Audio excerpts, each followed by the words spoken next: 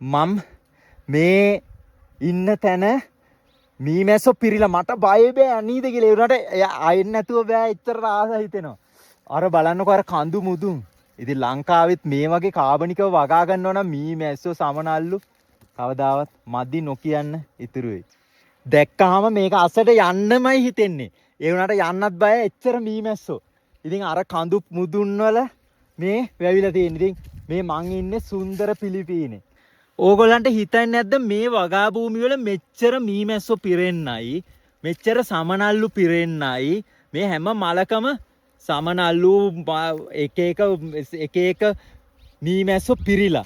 ඉතින් මෙහෙම තියෙනවා. දැන් අපේ වගා භූමිය වල ලංකාවේ ගියාම මෙහෙම නැත්තේ මොකද?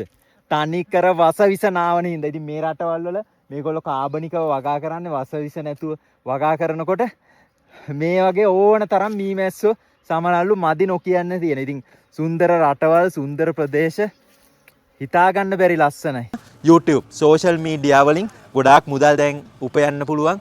ඔයගොල්ලෝ දන්නවා Facebook, Instagram, TikTok, YouTube වලට වීඩියෝ දාලා YouTube, Facebook වගේ ඔෆිෂියලි දැන් ලංකාවට දෙනවා. ඉතින් ඒකේ ඕන දෙයක් අපි ඔයගොල්ලන්ට කියලා දෙනවා. ඔයා ගැමි ඇකඩමි එකට යන්න. ඊට අමතරව අපි ඒකේ කොහොමද මේ වගේ පිටරට ඔඩියන්ස් එකක් හදලා ලොකු ඩොලර් ගාණක් මාසෙට මිලියනයකට වඩා මිලියන 2ක් වෙන්නත් පුළුවන්. අපේ සයිස් channel එකක් හැදුවොත් අනිවාර්යෙන් ඒ level එකට ඔයාට යන්න පුළුවන්. ඉතින් ඒක කොහොමද කියලා අපි වීඩියෝ සීරීස් එකක් දාන්න තියෙනවා.